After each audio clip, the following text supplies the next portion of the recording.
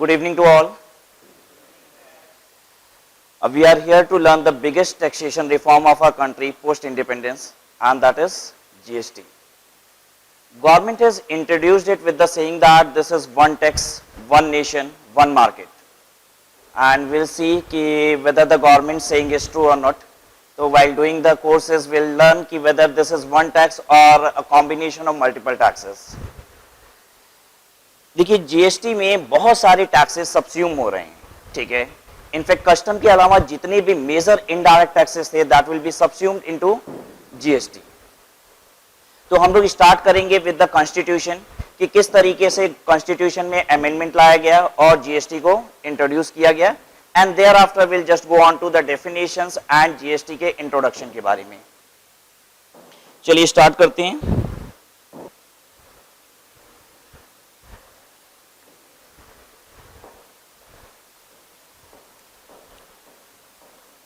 Introduction to GST.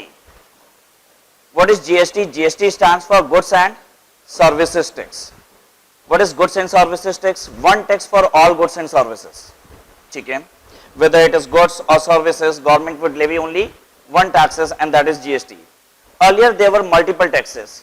ठीक है. Manufacturing पे excise, sale पे sale tax, VAT, CST. Then उसके बाद services पे service tax. But now only one taxes, and that is GST.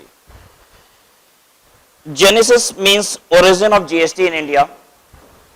It has now been more than a decade since the idea of National Goods and Services Tax GST was mooted by Calcutta Task Force in 2004. ऐसा नहीं है कि GST 2-4 साल में इधर कोई पैदा हुआ और एकाएक आपके सामने आ गया. It has been preparation since many decades. ठीक है. इनफैक्ट 2004 के पहले भी इंटरनेशनली बहुत सारी जगह पे जीएसटी को इंट्रोड्यूस कर दिया गया था. हमारे देश में 2004 से जीएसटी की बात चल रही है.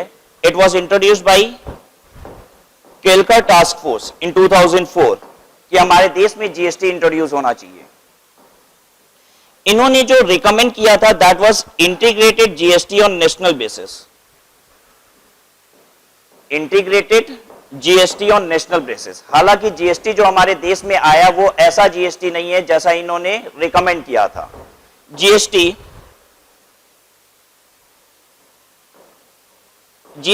इंटरनेशनली 3 तरीके का चल रहा है, ठीक है. One is national level GST,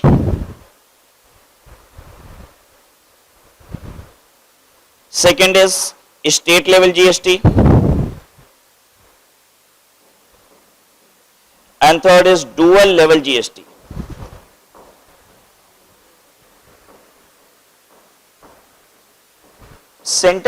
national level GST का मतलब क्या है? GST will be levied only by the centre, that is central government. State level GST का मतलब होता है कि GST will be levied only and only by state government. और डुअल लेवल जीएसटी का मतलब है GST will be levied both by the central government and by the state government. ठीक है. यहां कैलकटा टास्क फोर्स ने क्या रिकमेंड किया था? National level GST, that is one GST that is to be levied by centre. लेकिन actual में पता है हमारे देश में कौन सा जीएसटी आया है? क्या आपको इसकी जानकारी है कि हमारे देश में कौन सा जीएसटी आया है? That is dual level GST. GST will be levied both by the central government and state government.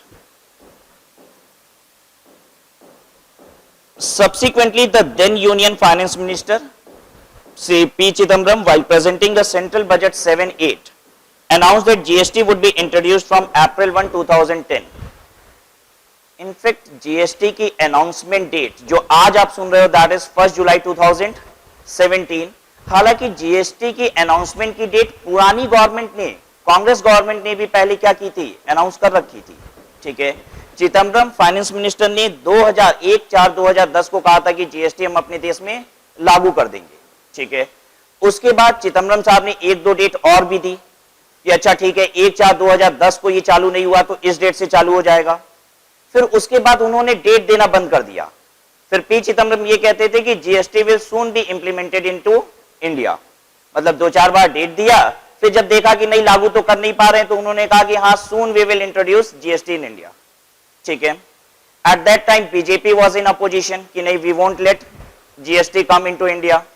और अब इनिशियली फिर वही फेज आ गया जब बीजेपी इंट्रोड्यूस करना चाहती थी और कांग्रेस की वजह से डिले होते हुए ultimately we are now on the verge of coming into GST era. Announced that GST would be introduced from April 1st, 2010. Since then, GST missed several deadlines and continued to be showered by the cloud of uncertainty. हमेशा से ये लगता रहा कि पता नहीं GST हमारे देश में आ भी पाएगा कि नहीं. Internationally, GST was first introduced in France in 1954. मतलब GST कोई बहुत नई चीज थोड़ी ना है. कुल मिला के बताएं GST क्या है? Value added tax. GST is nothing but a value added tax. और ये वैल्यू एडेड टैक्स कैसा है? जहां पे आपको इनपुट टैक्स क्रेडिट दी जाएगी हर एक लेवल पे. ठीक है, अभी तक क्या होता था, कुछ टैक्सेस सेंट्रल गवर्नमेंट के होते थे, कुछ टैक्सेस स्टेट गवर्नमेंट के होते थे. तो सेंट्रल गवर्नमेंट वाले टैक्सेस से हम स्टेट गवर्नमेंट की रेवेन्यू को एडजस्ट नहीं कर पाते थे. अगर मान लीजिए हमने वैट पे किया है, ठीक है, और हम अपने आउटपुट पे एक्साइज ड्यूटी कलेक्ट कर रहे हैं, तो हम इनपुट टैक्स क्रेडिट क्लेम नहीं कर पाते थे, वाइस वर्सा. ठीक है, क्योंकि एक गवर्नमेंट अपनी रेवेन्यू को दूसरी गवर्नमेंट एडजस्ट नहीं करने देती थी. लेकिन यहां पे जीएसटी में क्या होगा, हम क्या कर सकते हैं, सारी भी जितनी भी टैक्सेस हैं उन सभी टैक्सेस के रिस्पेक्ट में इनपुट टैक्स क्रेडिट क्लेम कर सकते हैं. Now more than 160 countries have introduced GST. 160 देशों ने जीएसटी इंट्रोड्यूस कर लिया है. Most of the countries, depending on their socio-economic formation, have introduced national level GST, that is levy by center. बहुत सारे देशों ने नेशनल लेवल जीएसटी इंट्रोड्यूस किया है. इनफैक्ट हम आपको ये कह दें, सभी देशों ने नेशनल लेवल जीएसटी ही इंट्रोड्यूस किया है. मोस्ट ऑफ द कंट्रीज नहीं, इनफैक्ट ऑल. सबने कैसा जीएसटी लाया है? National level GST. सिर्फ हम ही हैं जो डुअल जीएसटी लेके आए हैं. ठीक है, और dual GST which is simultaneous levy by center in state. जो इंडिया के साथ साथ जो कंट्री डुअल जीएसटी लेके आई है वो कौन सी है? Canada and Brazil. तो Canada and Brazil has implemented dual GST और वही जीएसटी इंडिया भी लेके आई है. ठीक है,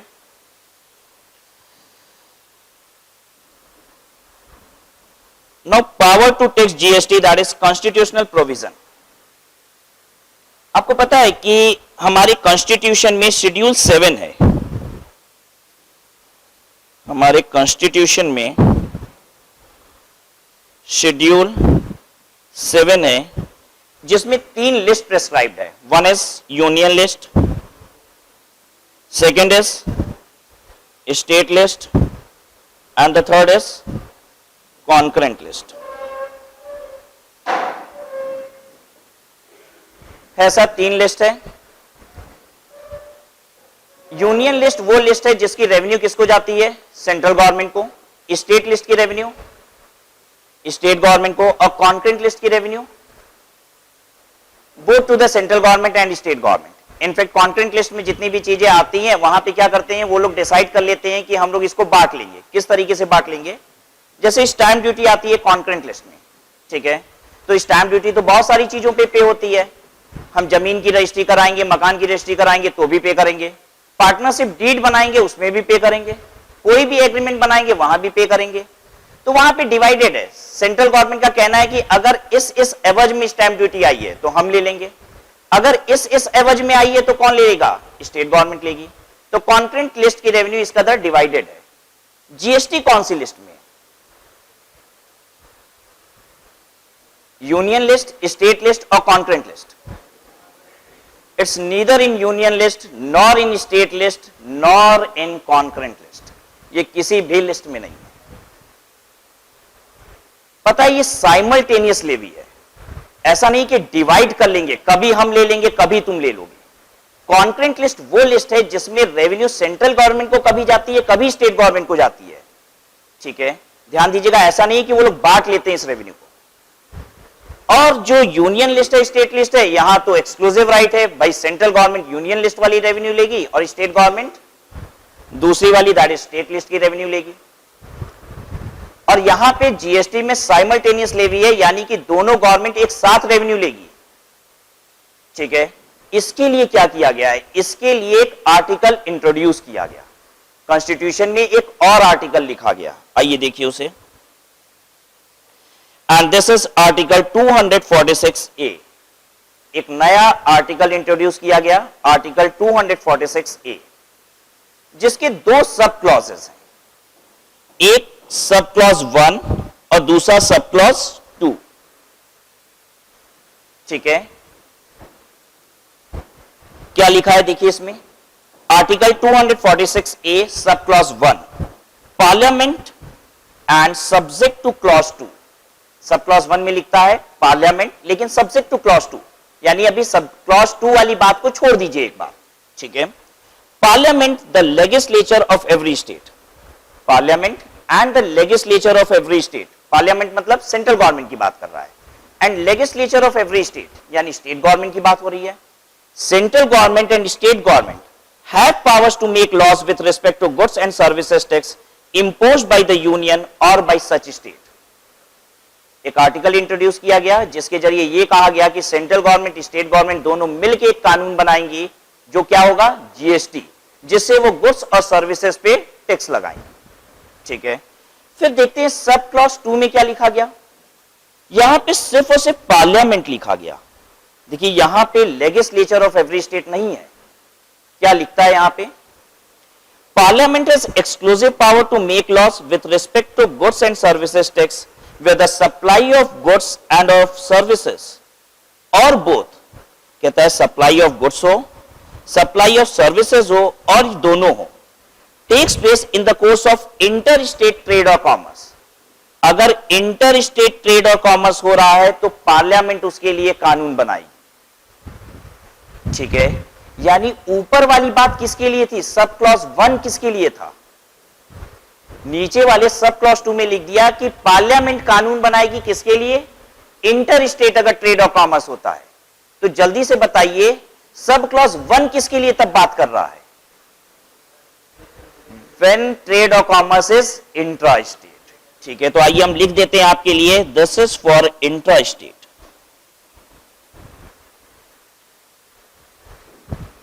ठीक है, यह बात, इंट्रा स्टेट का मतलब क्या होता है, what is intra state, intra state का मतलब विद इन स्टेट और इंटर स्टेट का मतलब from one state to another state. ठीक है, टेक्निकल लैंग्वेज में बात कर लेते हैं।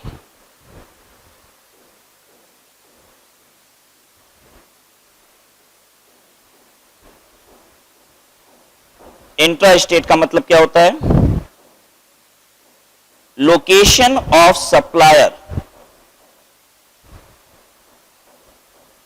and place of supply both in same state।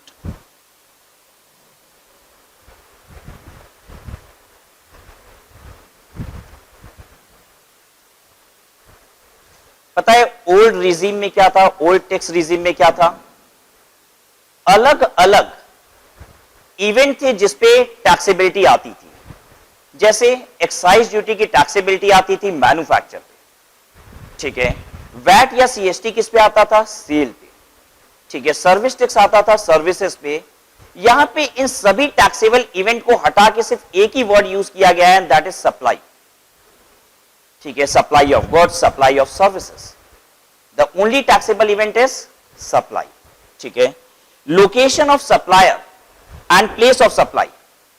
Location of supplier, supplier मतलब supplier of what, both goods and services. ठीक है, supplier of goods and services, और प्लेस ऑफ सप्लाई जहां पे वो सप्लाई दे रहा है। अगर दोनों सेम स्टेट में है तो इसे क्या कहा जाता है, intra state. What is inter state,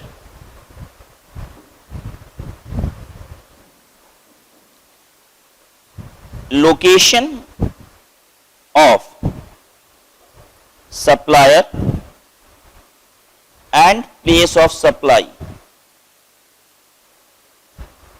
in different state।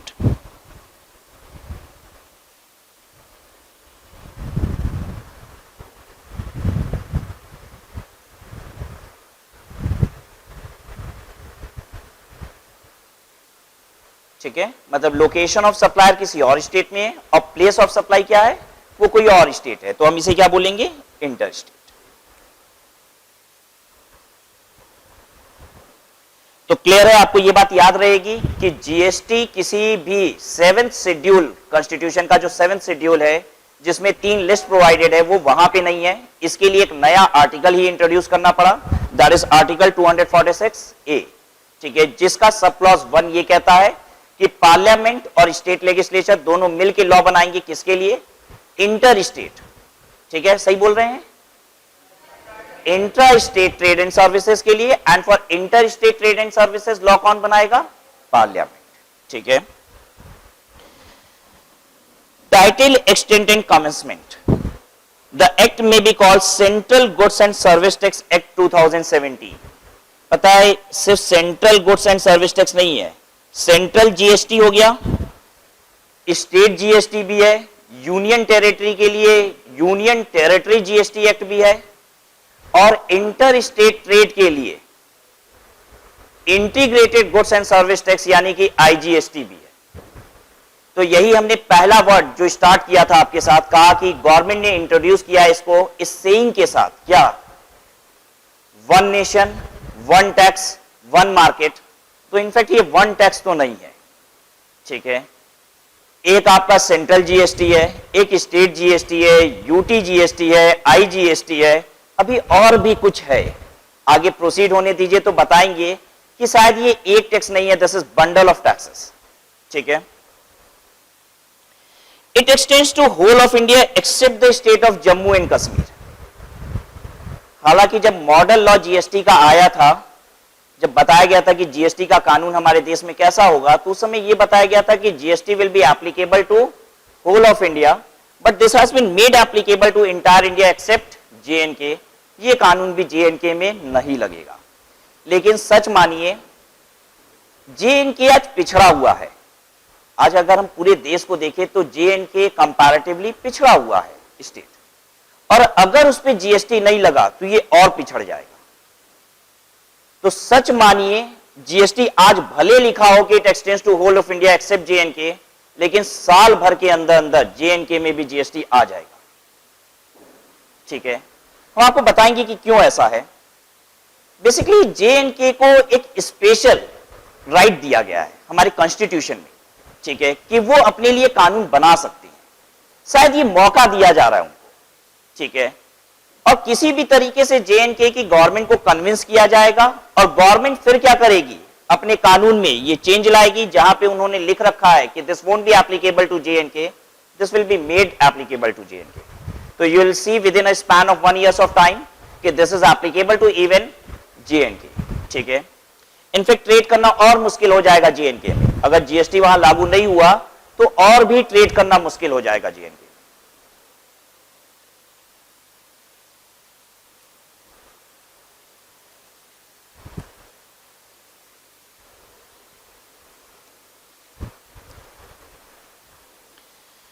It shall come into force on such date as the central government may by notification in the official gazette appoint.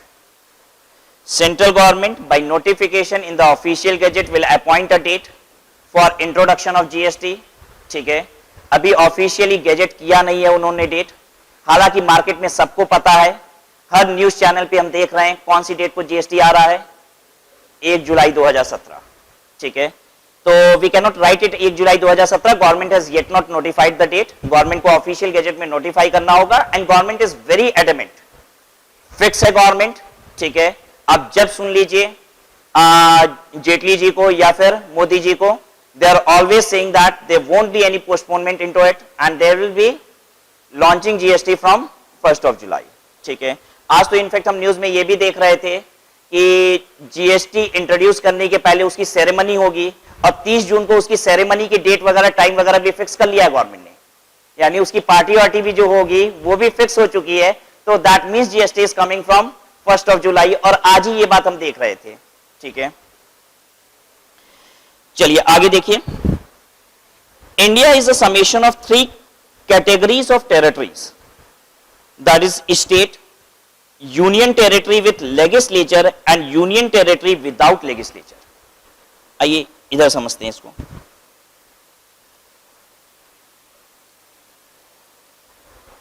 कितने states हैं हमारी कंट्री में? 29 states अब तो देखने को मिल गया आपको, कितनी यूनियन टेरिटरी है? 7 union territories, 29 states and 7 union territories, ठीक है। 29 स्टेट्स इंक्लूडिंग JNK और एक्सक्लूडिंग JNK, इंक्लूडिंग JNK, ठीक है। 7 यूनियन टेरिटरीज में से हमारे देश में 2 ऐसी यूनियन टेरिटरी है जिसका अपना लेजिस्लेचर है, मतलब जहां पे चीफ मिनिस्टर होते हैं, ठीक है। और 5 ऐसी यूनियन टेरिटरी है जिसको कौन संभालती है? सेंट्रल गवर्नमेंट, ठीक है। 2 ऐसी यूनियन टेरिटरी जिसका अपना लेजिस्लेचर है, अपने इलेक्शंस होते हैं, चीफ मिनिस्टर होता है। कौन सी 2 union territory? Delhi and Pondicherry, ठीक है। तो इनफैक्ट हम इस यूनियन टेरिटरी को 2 कैटेगरी में डिवाइड कर देते हैं, 5 यूनियन टेरिटरी अलग और 2 यूनियन टेरिटरी अलग। 5 यूनियन टेरिटरी वो जिनका अपना लेजिस्लेचर नहीं है और 2 यूनियन टेरिटरी जिसका अपना लेजिस्लेचर है, ठीक है। जीएसटी में वो 2 यूनियन टेरिटरी जिसका अपना लेजिस्लेचर है उसे स्टेट का दर्जा दिया गया है।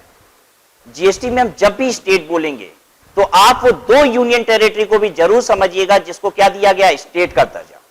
तो ये 2 यूनियन टेरिटरी है, इनको स्टेट वाला दर्जा दिया गया है।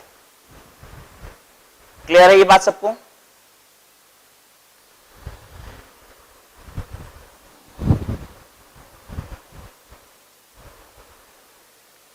So we were on point number 4. India is a summation of 3 categories of territories, namely states 29, union territories with legislature 2 and union territories without legislature 5.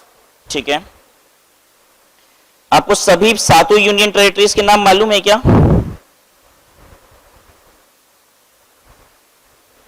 These are all 7 union territories: Andaman and Nicobar, Chandigarh, Dadra and Nagar Haveli, Daman and Diu, Lakshadweep, Delhi, Pondicherry, ठीक है। ये Delhi and Pondicherry ये दोनों union territory के अपने legislature हैं जिनको state का दर्जा दिया गया है जीएसटी में।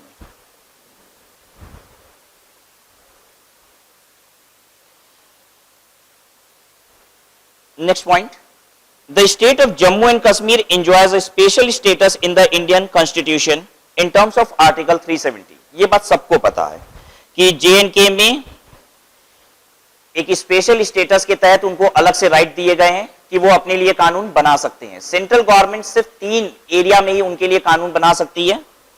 The parliament has power to make laws only on defence, external affairs and communication related matters of JNK। Parliament सिर्फ 3 ही कानून बना सकती है JNK के लिए, defence, external affair and communication. ये बात कहां लिखी है? आर्टिकल 370, ठीक है। यहीं पे कॉन्स्टिट्यूशन में इनको स्पेशल पावर दिया गया है कि अपना कानून ये खुद बनाए, ठीक है। Related matters of JNK as regards the law related on any other matter subsequent ratification by the government of JNK is necessary to make it applicable to that state। मतलब स्टेट गवर्नमेंट रेटिफाई करती है, वो कहती है कि ये कानून हम मानते हैं कि नहीं मानते हैं, और या फिर वो मॉडिफाई करके अपने यहां अप्लाई करना चाहते हैं तो वो कर सकते हैं। तो सेंट्रल गवर्नमेंट ने कह दिया है JNK को कि देख लीजिए आप, ठीक है। तो JNK निश्चित है रिस्पॉन्ड करेगी, हाँ ये जरूर है कि 1 जुलाई तक रिस्पॉन्ड नहीं करेगी और अभी तो नहीं लग पाएगा, ठीक है।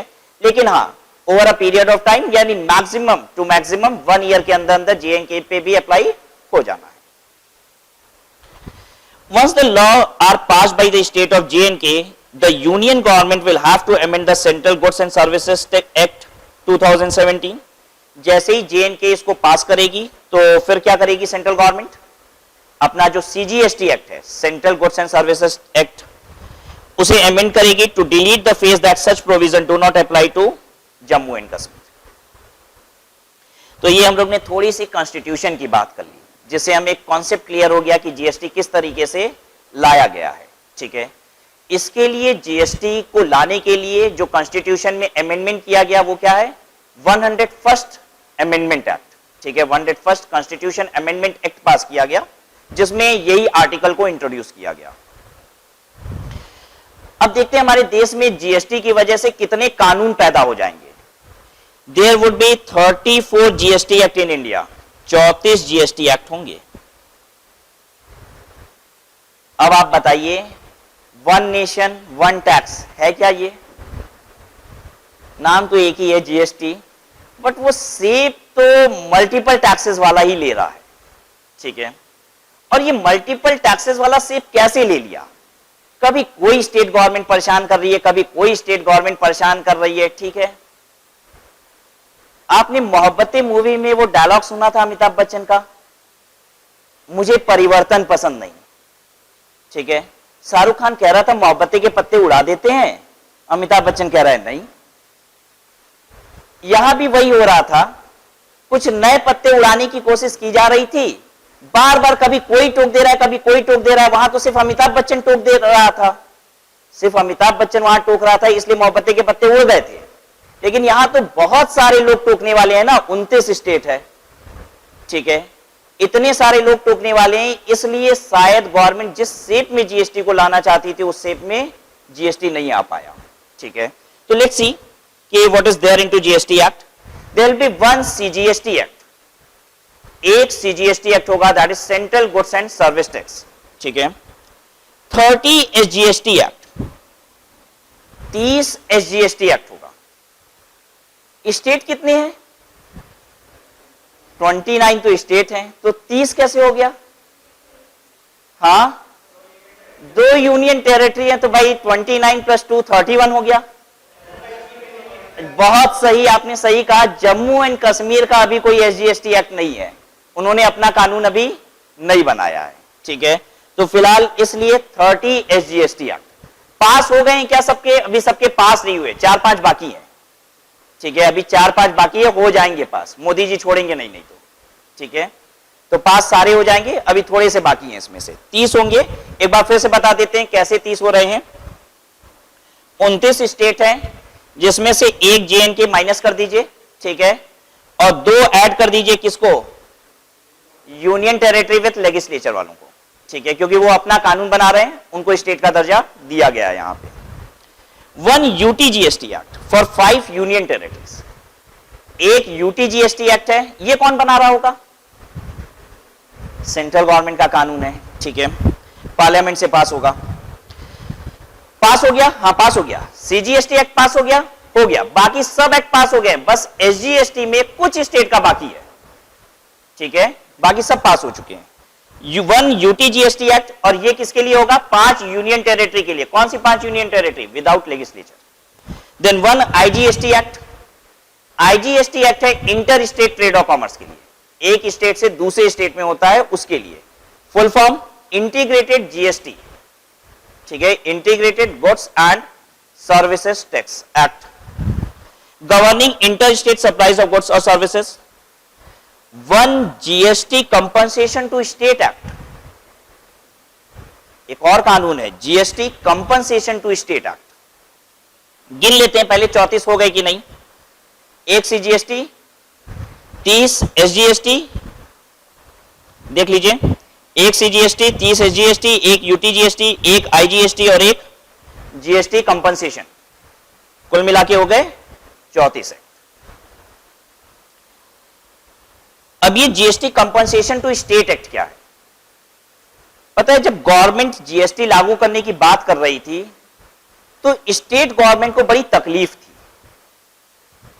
ऐसे सच समझिए तो आज स्टेट गवर्नमेंट के पास है ही क्या?